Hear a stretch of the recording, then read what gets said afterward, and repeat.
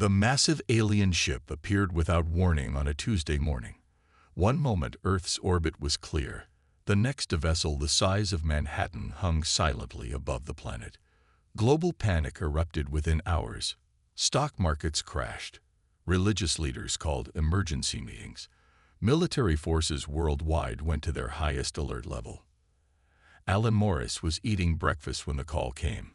As head of the linguistics department at Stanford and advisor to 3 presidents, he knew a call at 5:30 a.m. meant trouble.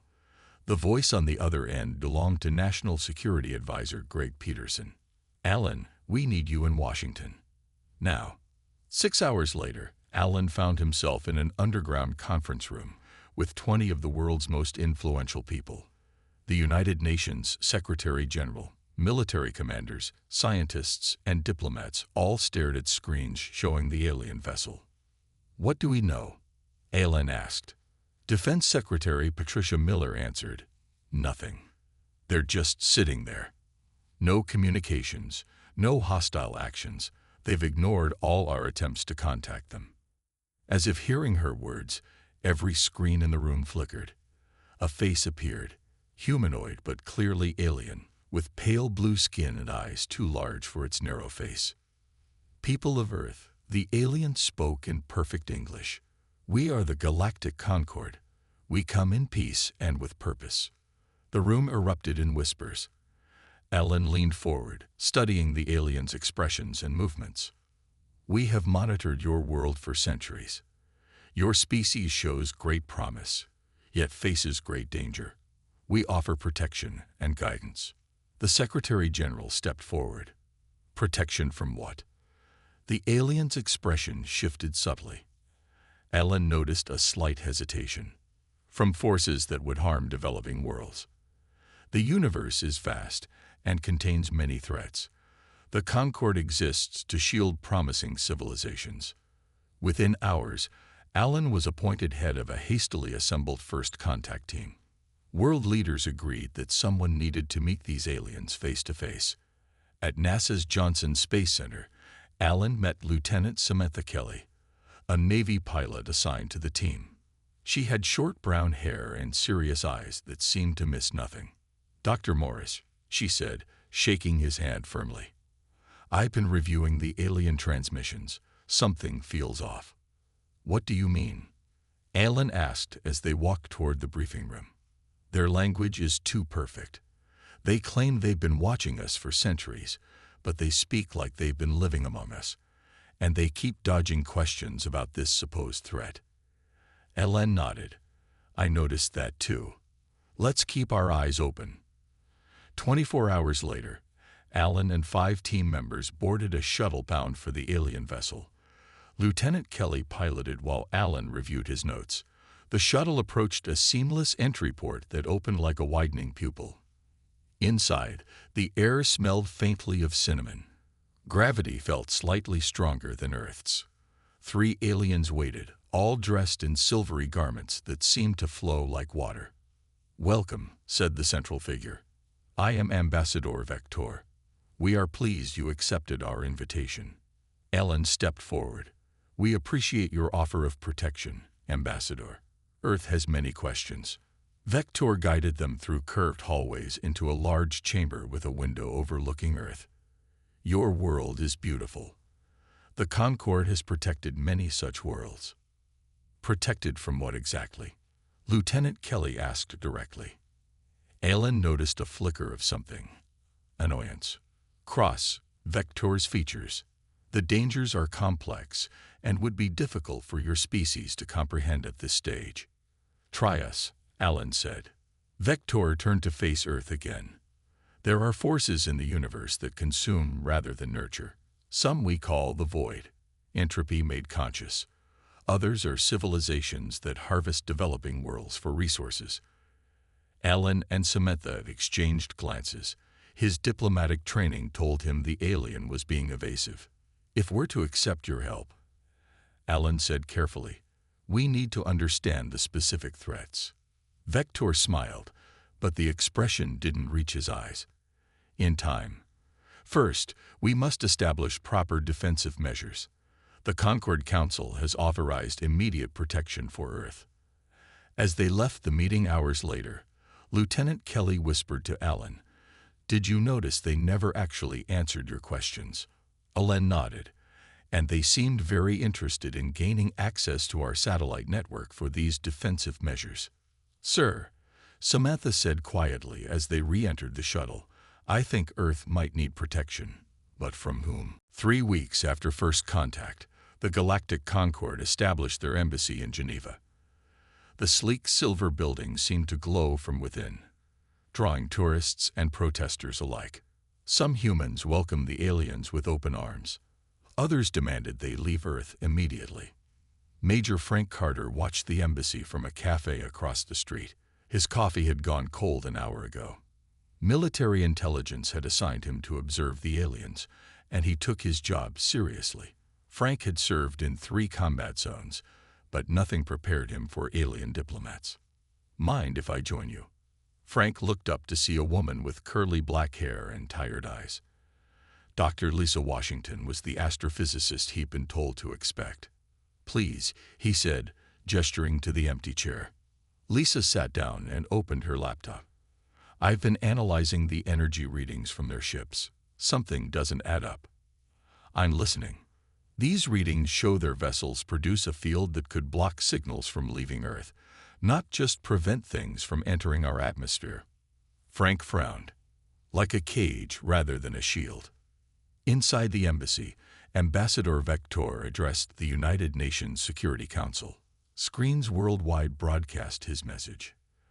"The Concord requests permission to build defensive installations at strategic locations around your planet," Vector said. "These will form a protective network against the void."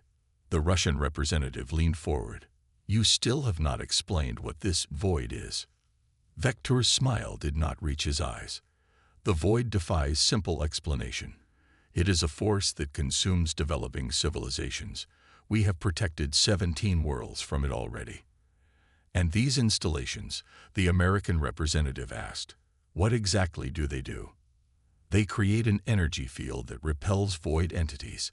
Think of it as a planetary immune system." Outside the embassy, Frank and Lisa watched the broadcast on her laptop. "He's lying," Lisa said, "or at least not telling the whole truth." Frank nodded. "The question is why?" The world leaders remained divided. Some nations eagerly welcomed alien technology. Others hesitated, demanding more information. The Concord grew impatient.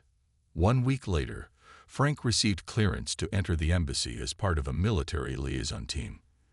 The interior was strangely beautiful, with curved walls and soft light that seemed to come from nowhere. A junior Concord officer named Melior guided the human team through the building. Frank noticed how the alien avoided certain questions and redirected others. "When might we see plans for these defensive installations?" Frank asked. "Soon," Melior said. "Our engineers are adapting designs to Earth's specific needs." Frank's instincts told him to push harder. "And how many other civilizations have you protected this way?" Melior paused slightly too long. 17 successful preservations." The word struck Frank as odd. "Preservations, not defenses." "A translation error," Melior said quickly. "In our language, the concepts are connected." That evening, Frank met Lisa at a secure location. They keep using preservation language. Not defense, not protection. Preservation. Lisa showed him new data. "The first installation site has been approved in the Australian outback. My contacts there sent me these readings." She pointed to energy spikes on her screen. "This matches technology designed to contain, not repel." "Like a wildlife preserve," Frank said quietly. "Exactly. And there's something else." Lisa pulled up another file. 6 of the 17 civilizations they claim to have protected have gone silent in the past century. No signals, no development, nothing. "So what are they really doing here?" Lisa closed her laptop. "I don't know, but I think we need to find out before these installations are complete." The next day, World News reported that President Harris had approved the first defensive installation on American soil. Construction would begin in Nevada within the week. Ambassador Vector made a statement praising Earth's wisdom in accepting protection. The void grows stronger. We must act quickly to ensure Earth's preservation. In his apartment, Frank received a message on his secure phone. It was from an unknown number and contained only 4 words. They are the threat. 6 months passed. The Concorde built 7 defense stations around Earth. They called them shield nodes. People living near these stations reported strange lights in the night sky and unusual sounds. Some people even went missing. Frank Carter now had a team of trusted people helping him. Kevin Martinez was his computer expert. Kevin could hack almost any system. Frank needed his skills to get into the Nevada shield node. These aliens use strange tech, Kevin said as they sat in a van a mile from the facility. But their security has patterns, just like ours. Lisa Washington joined them, bringing new data. "Look at this," she said, pointing to her tablet. "When the shield nodes activate, they don't point outward to space. They focus on Earth." Frank frowned. "So they're not blocking something from coming in. They're stopping something from getting out," Lisa finished. That night, Frank and Kevin approached the Nevada facility under cover of darkness. They wore maintenance uniforms stolen from the cleaning crew. Lisa guided them through her earpiece from the safety of the van. "The guard changes in 3 minutes," she told them. "The camera blind spot is near the east entrance." Inside, the facility hummed with energy. Blue light pulsed through transparent tubes in the walls. Kevin found a computer terminal and plugged in a device. "I'm in," he whispered after several tense minutes. "Downloading whatever I can find." Frank watched the corridors. The few Concorde aliens inside moved with purpose. None seemed to notice the humans. "Frank," Kevin called softly, "look at this."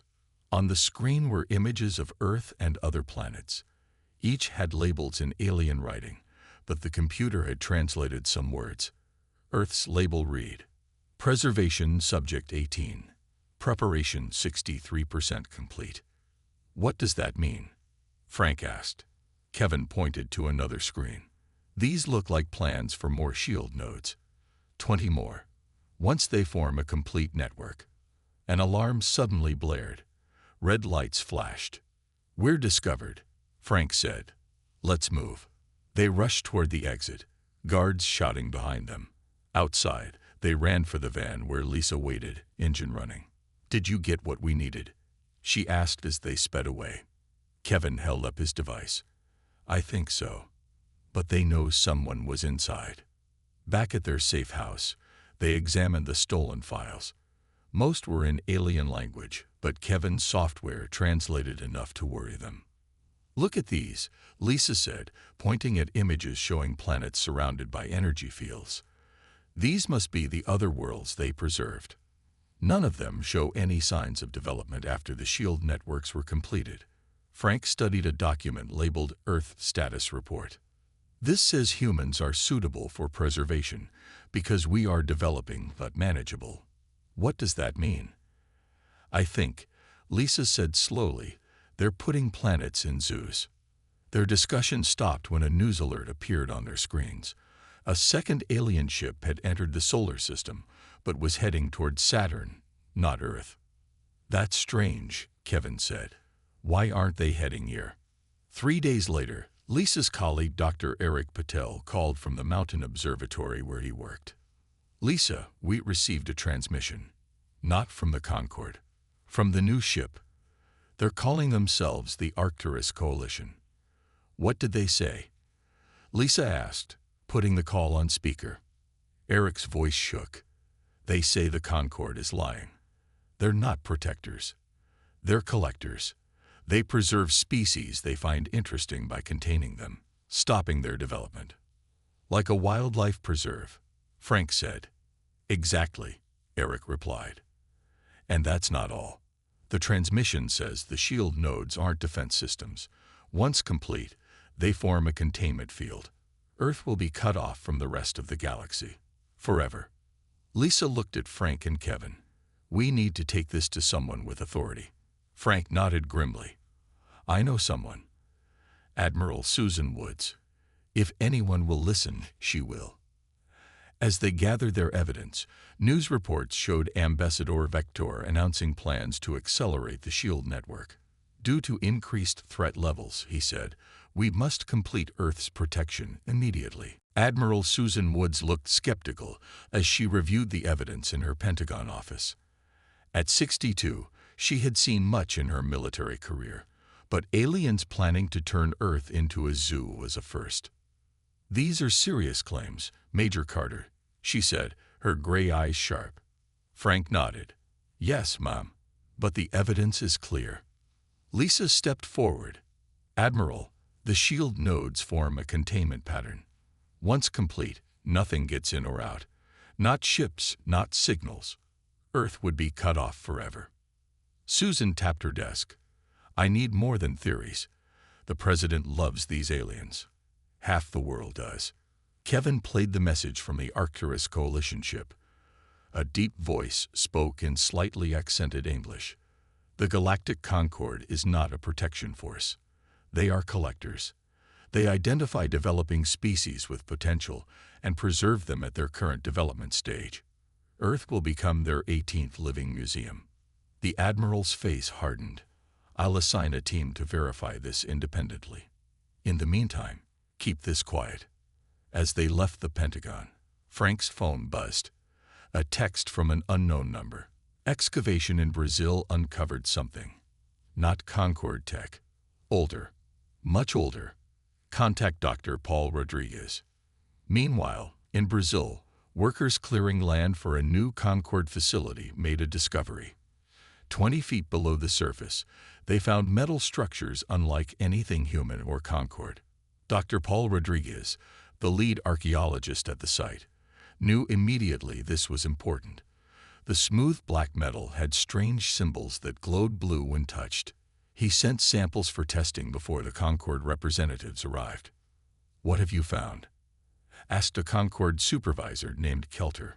Just some old human ruins, Hall lied, sensing something wasn't right about the aliens' interest. That night, Paul examined the structures alone. When he pressed a particular symbol, a section of floor slid open. Steps led down into darkness. His curiosity overcame his fear. Below, he found a chamber with a pedestal in the center. When he approached, a hologram appeared, a tall humanoid figure with 4 arms and crystalline skin. Sentinel Archive activated. It said in perfect Portuguese, species identification, human. Status, developing technological civilization. Warning system engage. Paul stood frozen as information flowed into his mind. The Sentinels, an ancient species that had once protected developing civilizations. Their warning about the collectors called the Concord. The truth about galactic politics. The next day, he called the number Lisa Washington had given him weeks ago when she interviewed him about alien technology. I found something, he told her. Something that changes everything. 2 days later, Frank, Lisa, and Kevin met Paul in a safe house in Virginia. Admiral Woods joined them via secure video link. Show them, Woods ordered. Paul placed an object on the table, a small black cube with glowing blue lines. This is Sentinel technology. They existed millions of years ago. They knew about the Concord and left warnings and tools for species like us. Tools for what? Frank asked. To maintain our independence, Paul said. The Sentinels believe species should develop naturally. The Concord preserves species they find interesting by essentially turning planets into zoos. And the Arcturus Coalition? Lisa asked. According to the Sentinel records, they follow the philosophy that species should choose their own path. They oppose the Concord's preservation program. Admiral Woods leaned forward. What about this technology? What does it do? Paul pointed to the cube. It disrupts Concord control systems, but it's just one piece. The Sentinels left other devices around Earth. We need to find them before the SHIELD network is complete. Kevin checked his tablet. We have 2 weeks at most. The Concorde announced the final shield nodes will be active by then. There's something else, Paul said quietly. The Sentinel hologram said Earth was specially protected. They left more technology here than on other worlds because they predicted the Concorde would come. Why Earth? Frank asked. Paul looked at each of them. Because they saw our potential. The hologram said humans have an unusual trait. We fight harder when told we can't do something. Admiral Woods nodded. Then it's time to show them just how right they were. The small team worked day and night in an underground facility provided by Admiral Woods. The black cube from Brazil sat on a table surrounded by equipment. Lisa studied the strange symbols while Paul translated what he had learned from the Sentinel hologram. The Sentinels called themselves the Guardians of Growth, Paul explained. They believed civilizations should develop naturally. Kevin looked up from his computer. Like the prime directive in old science fiction shows. Similar, Paul nodded. They watched many species develop over millions of years, but then they encountered the Concorde. Frank studied a map showing possible locations of other Sentinel devices, and the Concorde had different ideas. Exactly. The Concorde began as collectors, preserving specimens of interesting species. Over time, they started preserving entire planets. Lisa touched the cube gently. Blue light followed her fingers. They think they're doing good, protecting species from threats. By locking them in a cage, Frank said bitterly. Admiral Woods entered the room with news. The Arcturus Coalition has made contact. They're sending representatives to meet us secretly. 2 days later, a small shuttle landed at a remote airfield in Montana. 3 beings emerged, tall with copper-colored skin and eyes that shifted colors like oil on water. We are the Arcturus, the lead figure said. I am Commander Narration. We come to help. In a secure hangar, the Arcturus explained more about the Concorde. They believe preservation is mercy. They think allowing species to develop naturally exposes them to too much risk, like putting animals in a zoo for their protection. Lisa asked. Narration nodded. A comfortable cage is still a cage. The Concorde has done this to 17 worlds before yours. What happened to those worlds? Frank asked. They exist in bubbles of stunted development. The Concorde allows them to advance in controlled ways that the Concorde finds amusing or interesting. Kevin showed Narration their findings on the shield nodes. Once complete, what happens? Earth will be cut off. The Concorde will observe your development but control what technologies you can discover. They might let you advance to a certain point, then hold you there for centuries. Frank slammed his hand on the table. Not if we can help it. Narration touched the black cube. The Sentinels left you tools. This is a disruption node. It can temporarily disable Concorde technology. But you need more.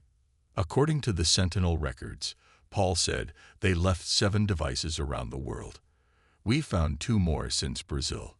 Lisa pointed to a map. Ancient sites in Egypt, China, and Peru have shown similar energy signatures. We need to find them all, Narration said. And quickly. The Concorde senses something is wrong. They're accelerating their plans. As if confirming his words, all their phones buzzed with news alerts. Ambassador Vector had called an emergency meeting with world leaders. The Concorde claimed a void incursion was imminent. All shield nodes needed to be activated within 5 days. They're lying, Narration said. There is no void incursion. They know we're here. That night, Frank met with Admiral Woods and other military leaders who had been convinced of the truth. They developed Operation Breakaway, a plan to disable key Concorde installations. We'll need teams here, here, and here. Frank pointed at locations on a map. Small groups, highly trained. What about the Sentinel technology? Admiral Woods asked. How do we use it? Lisa stepped forward. The devices need to form a network, just like the Concorde's shield nodes. But instead of containing Earth, they'll disrupt the Concorde control systems. Paul added, the Sentinels designed them to work with human technology. We can use existing satellite systems to amplify their effect. We have 4 days, Frank said grimly. As the meeting ended, news came that the public was growing concerned. Protests had started outside Concorde facilities worldwide. Some people demanded answers about missing persons near shield nodes. Others questioned why the Concorde kept changing their story about threats to Earth. In Geneva, Ambassador Vector made another announcement. For your protection, the Concorde must now take control of all Earth satellite systems. The void approaches. There is no time for debate. Around the world, Concorde ships positioned themselves above major cities. The message was clear: cooperate or else. The world changed overnight. Concorde ships hovered over major cities like silent threats. Vector's face appeared on screens everywhere, no longer friendly but stern and commanding. Earth faces extinction, he announced. The void approaches. Only we can save you. Give us control of your satellites and military systems. There is no time for questions. Some nations quickly agreed. Others resisted. The United States, Russia, India, and several European countries demanded proof of this so-called void. In the Pentagon War Room, Admiral Woods met with military leaders from around the world. Some joined by secure video link. The Concorde is lying, she told them. We have evidence they plan to trap Earth in a containment field. They've done this to 17 other worlds. General Clark from the Air Force looked skeptical. That's a big claim, Admiral. Show them, Woods ordered.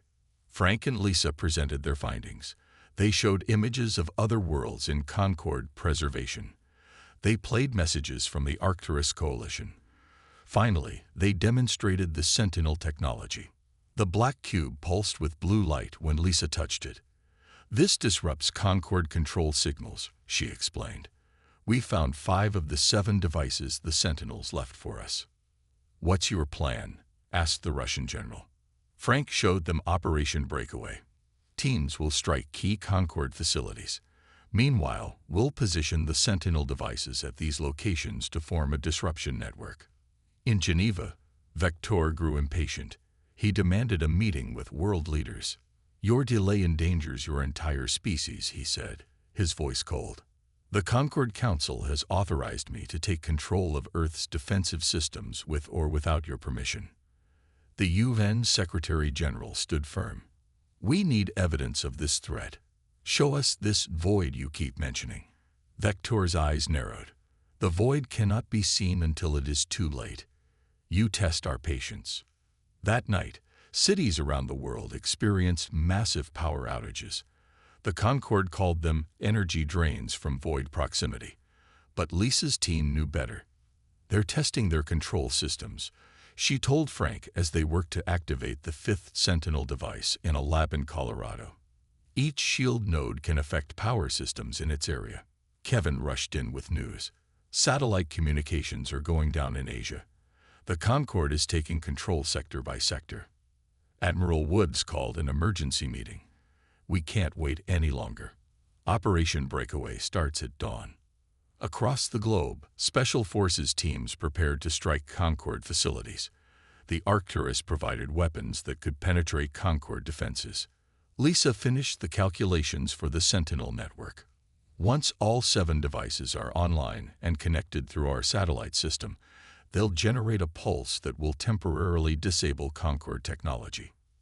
How long will the effect last? Frank asked. Maybe 6 hours, long enough to stop their shield network from activating. Paul entered with the 6th device, found in an ancient temple in Cambodia. 1 more to go. Our team in Egypt is close to the last one. Vector seemed to sense their plans. He made another announcement. Due to human interference, the Concorde will activate emergency protocols. The preservation of Earth will proceed immediately. Concorde ships began firing energy beams at specific points around the globe, not at cities or people, but at precisely calculated locations that would complete their shield network. They're bypassing the ground stations, Lisa realized with horror. They're creating the containment field from their ships. Admiral Woods gave the order. Launch Operation Breakaway now. Around the world, human forces struck at Concorde ships and facilities. Fighter jets engaged the smaller Concorde vessels. Special Forces teams infiltrated shield nodes on the ground. The Arcturus coalition ships emerged from hiding and engaged the larger Concorde vessels. Space above Earth became a battlefield. In Egypt, a team led by Lieutenant Samantha Kelly fought through Concorde guards to reach the final Sentinel device in the bottom of an ancient tomb. "We've got it," she radioed as her team secured the device. "Beginning extraction now." Frank looked at Lisa. "Will we make it in time?" Lisa watched the data streams from around the world. The Concorde shield network is at 89% completion. We have less than an hour before Earth is sealed off forever. The world watched in fear and wonder as battles raged in the skies. Concorde ships fired blue energy beams, while Arcturus vessels responded with golden pulses. Human fighter jets darted between them, small but determined. Lisa worked frantically in the Colorado lab, connecting to military satellites. The Concorde shield network is at 93% completion, she reported to Frank. "We need that final device." In Egypt, Samantha Kelly and her team raced through the desert in a military helicopter. The Black Sentinel device was secured in a special case. Concorde ships pursued them, firing warning shots. "We have company," the pilot shouted as the helicopter swerved. Samantha gripped the case tighter. "Just get us to the extraction point." Around the world, Operation Breakaway faced mixed results. Some teams successfully disabled Concorde facilities. Others were captured or blocked by superior technology. The Concorde is fighting back harder than expected, Admiral Woods told Frank via secure video. "They've locked down the satellite systems in Asia and Europe. We're losing control." Vector's face appeared on global broadcasts. His voice had lost all pretense of friendliness. "Humans of Earth, your resistance is disappointing. We offer preservation, yet you choose conflict. The void approaches. Your only hope is the Concorde protection. Cease all resistance immediately." To prove his point, the Concorde demonstrated their power. 5 major cities lost all electrical systems simultaneously. Hospitals switched to emergency power. Air traffic controllers struggled to keep planes in the sky. "They're showing us what they can do," Frank said grimly. Lisa looked up from her work. "What they don't know is what we can do." The helicopter carrying Samantha and the final Sentinel device reached the American carrier U.S. Liberty in the Mediterranean Sea. Jets provided cover as she transferred to a faster transport plane. "Device secure and en route," came the message to Colorado. Kevin mapped the Concorde shield network's progress. 96% complete. We have maybe 20 minutes before it's too late. In space, the Arcturus coalition vessels fought valiantly but were outnumbered. 3 were destroyed, while others sustained heavy damage. The Concorde's massive ships pushed forward, continuing to create their containment field. "The Arcturus are buying us time," Admiral Wood said, "but they can't hold much longer." Frank received word that Ambassador Vector had requested an emergency meeting with the president. "He's trying to pressure our leadership directly." In the Oval Office, Vector no longer bothered with diplomacy. "Your military actions are futile. Accept Concorde protection now, or we will be forced to complete preservation protocols without your cooperation." The president stood firm.